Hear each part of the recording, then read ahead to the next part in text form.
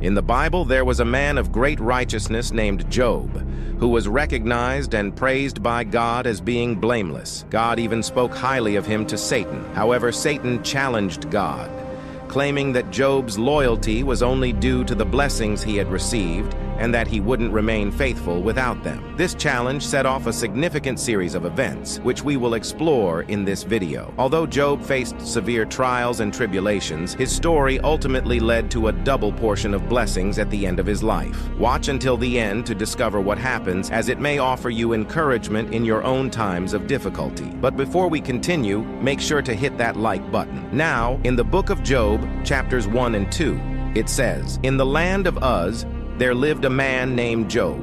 This man was blameless and upright. He feared God and shunned evil. He had 7 sons and 3 daughters, and he owned 7,000 sheep, 3,000 camels, 500 yoke of oxen, and 500 donkeys, and had a large number of servants. He was the greatest man among all the people of the East. His sons would hold feasts in their homes on their birthdays, and they would invite their 3 sisters to eat and drink with them. When a period of feasting had run its course, Job would make arrangements for them to be purified early in the morning.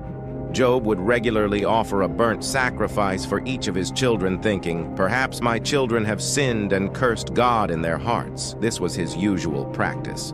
One day, the angels came to present themselves before the Lord, and Satan also came with them. The Lord asked Satan, "Where have you come from?" Satan answered, "From roaming throughout the earth, going back and forth on it." Then the Lord said to Satan, "Have you considered my servant Job? There is no one on earth like him. He is blameless and upright, a man who fears God and shuns evil." Satan replied, "Does Job fear God for nothing? Have you not put a hedge around him and his household and everything he has? You have blessed the work of his hands, so that his flocks and herds are spread throughout the land. But now stretch out your hand and strike everything he has, and he will surely curse you to your face." The Lord said to Satan, "Very well then, everything he has is in your power, but on the man himself do not lay a finger." So Satan went out from the presence of the Lord. One day, while Job's sons and daughters were feasting and drinking wine at the oldest brother's house, a messenger came to Job and said, "The oxen were plowing, and the donkeys were grazing nearby, and the Sabeans attacked and made off with them. They killed the servants with the sword, and I am the only one who has escaped to tell you." While he was still speaking, another messenger arrived and said, "The fire of God fell from the heavens and burned up the sheep and the servants, and I am the only one who has escaped to tell you." As this messenger was speaking, yet another one came and said, "The Chaldeans formed 3 raiding parties, swept down on your camels, and made off with them. They killed the servants with the sword, and I am the only one who has escaped to tell you." While he was still speaking, another messenger came and said, "Your sons and daughters were feasting and drinking wine at the oldest brother's house, when suddenly a mighty wind swept in from the desert and struck the 4 corners of the house. It collapsed on them, and they are dead. I am the only one who has escaped to tell you." When Job heard the news, he stood up, removed his robe, and shaved his head. Then he bowed to the ground in reverence and said, "I came into this world with nothing, and I will leave with nothing. The Lord gives and the Lord takes away. May the name of the Lord be honored." Throughout all this, Job did not blame God or speak wrongly. On another day, the angels came to present themselves before the Lord, and Satan also came with them to present himself before him. The Lord asked Satan, "Where have you come from?"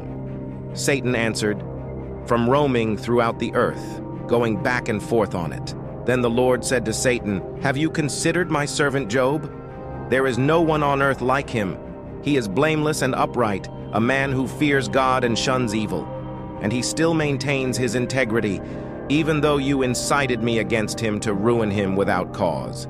"Skin for skin," Satan replied. "A man will give all he has for his own life.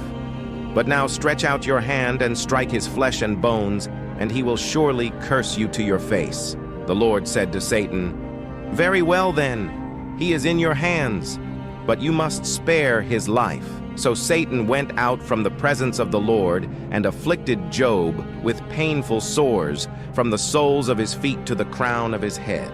Job took a piece of broken pottery and scraped himself with it as he sat among the ashes. His wife said to him, "Are you still maintaining your integrity? Curse God and die." But Job replied, "You are talking like a foolish woman.